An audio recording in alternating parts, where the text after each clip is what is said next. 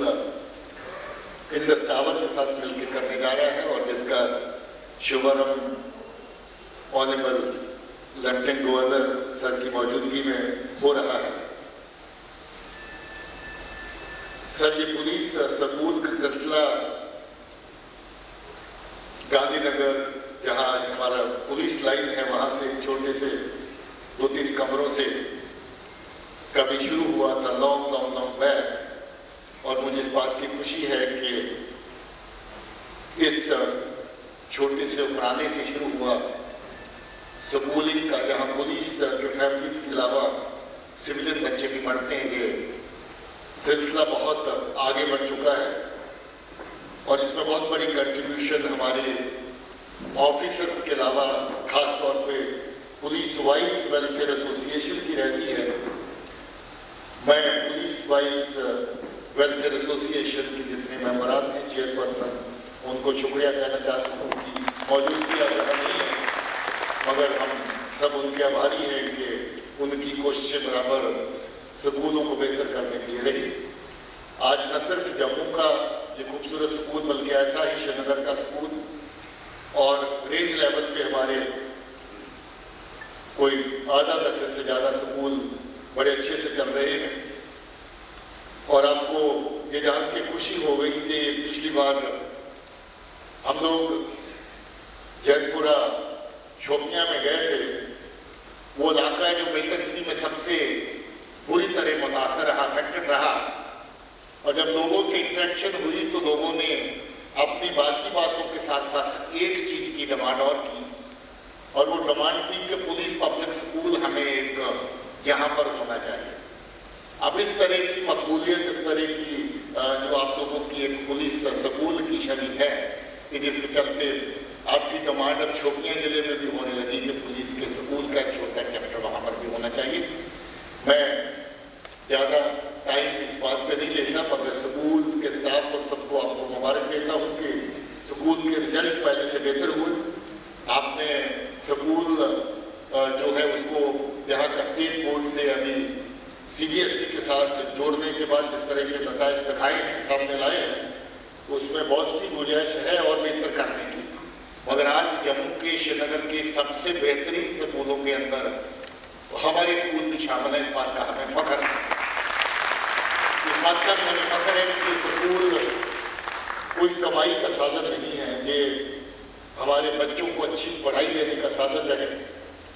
और उसके साथ साथ हमारी जो शहीद साथी जिन्होंने अपनी जान निशावर करी अपने मुल्क के लिए, अपने ड्यूटी को अमल में लाते हुए, उनके बच्चों को हर तरह की वो सुविधा दी जा सके और फ्री दी जा सके, जिसमें मुझे लगता है कि उनका हम पर पूरा हक है। अब उन बच्चों को पढ़ाई देने तक सीमित न रख करके उनको नौकरी और उनको रोजगार के जरिए भी फ्राहम हो, उसके लिए भी कोशिश जारी है। मैं एडमिनिस्ट्रेटिव ऑफिसर, इनकी टीम, इंडस टावर और स्कूल के स्टाफ सबको शुक्रिया कहता हूँ कि ये जो सिलसिला इन्होंने इंडस टावर के साथ मिलकर किया है, इसमें जो बच्चे डिजिटल एजुकेशन हासिल करेंगे, मुझे लगता है कि लगभग 100% उन लोगों को आगे रोजगार देने का साधन भी बन जाएगा। सबसे पहले मैं देश की रक्षा में अपने जीवन का सर्वोच्च बलिदान देने वाले जम्मू कश्मीर पुलिस के सभी वीर शहीदों को नमन करता हूं, श्रद्धांजलि देता हूं और उनके परिजनों को भी नमन करता हूं। एक बात बार बार कही जाती है कि शहीदों के परिवार को केवल संवेदनाओं से संतोष नहीं दिया जा सकता, बल्कि सरकार और समाज मिलकर ऐसे ठोस उपाय करे जिससे वो भविष्य की चुनौतियों का भी सफलतापूर्वक सामना कर सकें, सुविधा और सम्मान के साथ अपना जीवन यापन कर सकें। प्रशासन ने, सरकार ने अपने स्तर पर कुछ व्यवस्थाएं बनाई हैं, क्या वो नौकरी की हो, आर्थिक सहायता की हो लेकिन बावजूद इसके कई परिवारों को कठिनाई रहती है। हर काम सरकार करे, मुझे लगता है कि सरकार की जिम्मेदारी है, लेकिन समाज की भी अपनी एक जिम्मेदारी है, जिनके कारण हम सुख चैन से सोते हैं, जिनके बलिदान के कारण आज हम खुली हवा में सांस ले रहे हैं। मुझे लगता है कि हमें भी इस बात पर सोचना चाहिए समाज के एक सदस्य के नाते कि हमारी क्या जिम्मेदारी बनती है। क्या हम ऐसा कुछ कर सकते हैं कि शहीदों के आश्रित सम्मानपूर्वक अपना जीवन यापन कर सकें, और अगर समाज के सभी वर्ग के लोग इस बात को ठीक से समझें तो मुझे लगता है कि एक बेहतर व्यवस्था बनाई जा सकती है। मैं इंडस टावर्स लिमिटेड का शुक्रिया अदा करता हूं, जिन्होंने अपने सामाजिक कर्तव्यों का निर्वहन करते हुए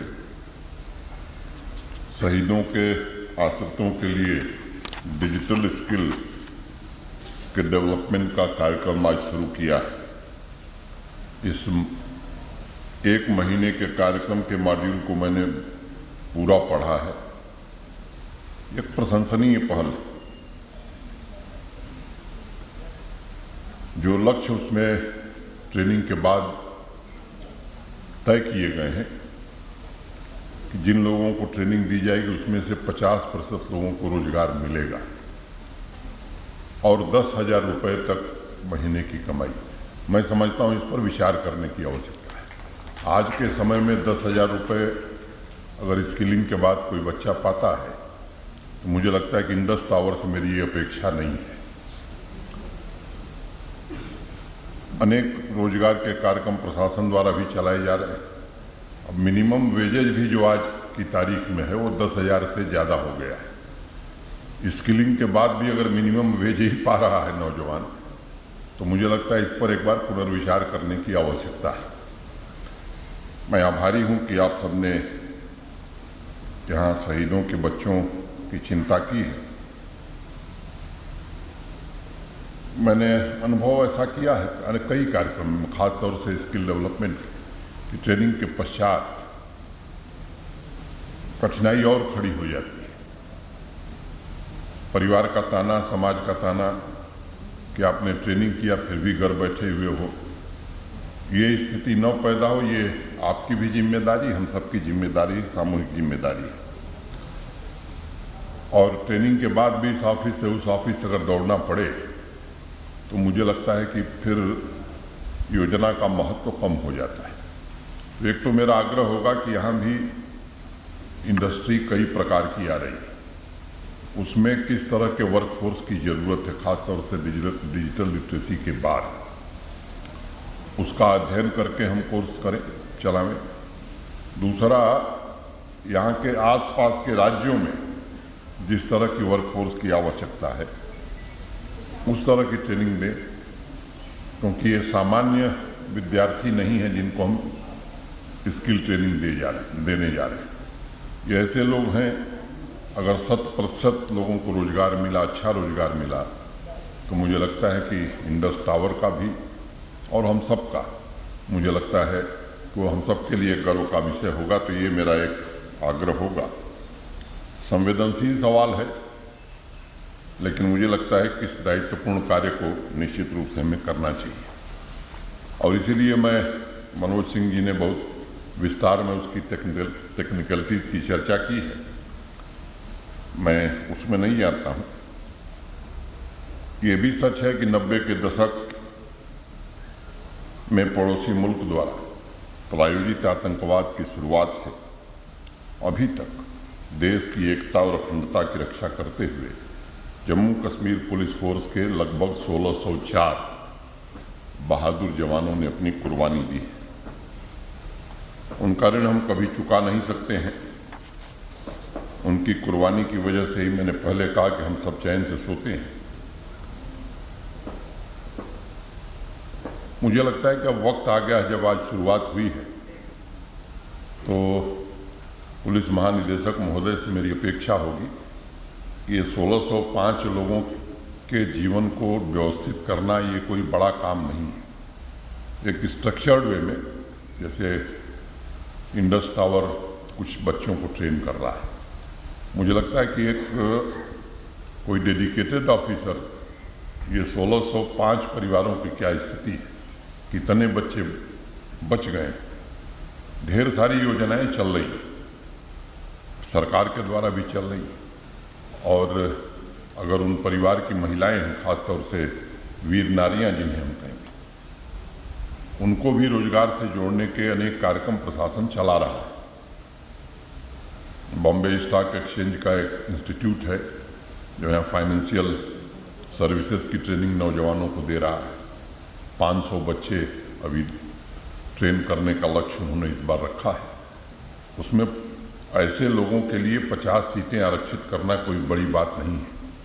तो मेरा एक निवेदन होगा कि हमें एक स्ट्रक्चर्ड व्यवस्था ऐसी बनाने की ज़रूरत है कि जो भी हमारे शहीद परिवार हैं, नौकरी अधिकांश को मिली होगी, लेकिन जिनकी भी स्थिति ठीक नहीं, उनके घर में कोई महिला है, काम करना चाहती है, तो नेशनल रूरल लाइवलीहुड मिशन के द्वारा उम्मीद के अंतर्गत बहुत अच्छा काम कर रही हैं महिलाएं जम्मू कश्मीर की, और पिछले 2 वर्षों में लगभग 5 गुना संख्या बढ़ी है कि रोजगार से जुड़ने की। अनेक कार्यक्रम हैं। अगर कोई सेल्फ एम्प्लॉयमेंट चाहता है तो आज मैं ये बात कह सकता हूँ कि कोई एक आदमी, कोई एक बच्चा या कोई एक नौजवान या कोई एक बहन नहीं बचेगी जिसे बैंक फाइनेंस नहीं करेगा। जब शुरुआत हुई है तो मुझे लगता है कि हमको उस परिणाम तक इसे ले जाने की ज़रूरत है, और ये कोई बहुत समय इसमें नहीं लगना है। ये काम हम बहुत कम समय में कर सकते हैं। उन्हें भी गर्व होगा, परिजनों को भी, कि हमारे बेटे ने कुर्बानी दी, तो ये समाज भी कृतज्ञ है। और सर्वोच्च न्यौछावर करके जिसने इस देश की आज़ादी को, इस देश की सीमाओं को सुरक्षित रखा है, समाज भी फख्र महसूस करेगा कि हमने भी कुछ गिलहरी की तरह जब प्रोग्राम राम सेतु बना रहे थे तो सब लोग ले जा रहे थे ईंट पत्थर गारा बालू, गिलहरी भी थी बेचारी, तो वो ले नहीं जा सकती थी, तो वो अपनी पूंछ पानी में भिगोती थी, बालू में लपेटती थी और ले जा करके छिड़कती थी। मुझे लगता है कि सब लोग ये महसूस करेंगे कि इन परिवारों की देखभाल में जिन्होंने सर्वोच्च बलिदान दिया है, उनके त्याग को, उनके समर्पण को हम भी अपनी ओर से कुछ कर पाएंगे। एक एक इंस्टीट्यूशन, एक एक व्यक्ति इस अभियान में योगदान करता है, तो मुझे लगता है कि ये 1604 की संख्या, ये जो परिवार है, किसी तरह की कठिन परिस्थिति उन्हें उसका सामना नहीं करना पड़ेगा। मुझे लगता है कि आज का दिन हम सबके लिए एक संकल्प का दिन है कि शहीद परिवारों को कोई तकलीफ न हो। आज इस बात का हमें संकल्प लेना चाहिए।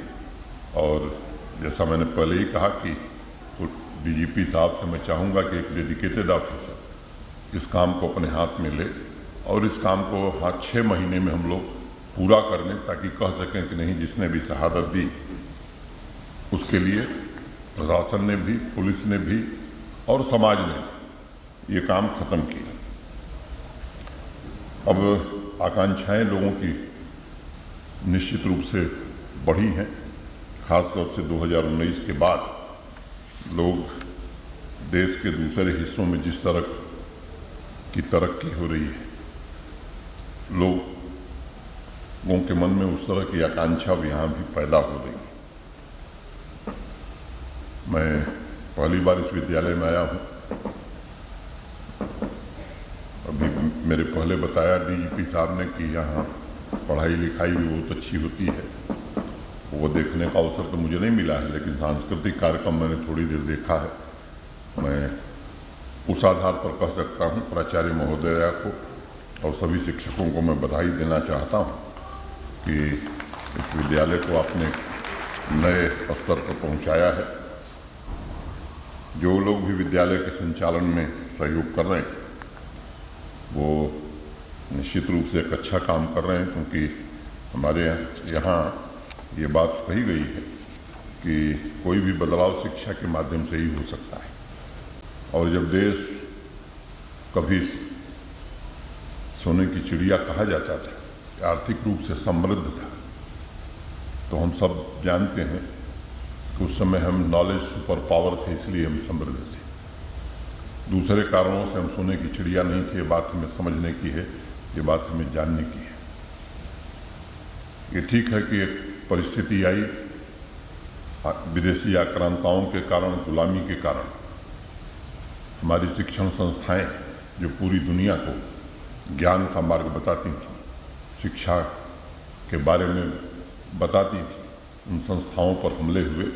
लेकिन फिर से भारत उस रास्ते पर चल पड़ा है। माननीय प्रधानमंत्री जी ने जो देश को एक नई राष्ट्रीय शिक्षा नीति दी है, मैं समझता हूं कि आने वाले दिनों में भारत फिर से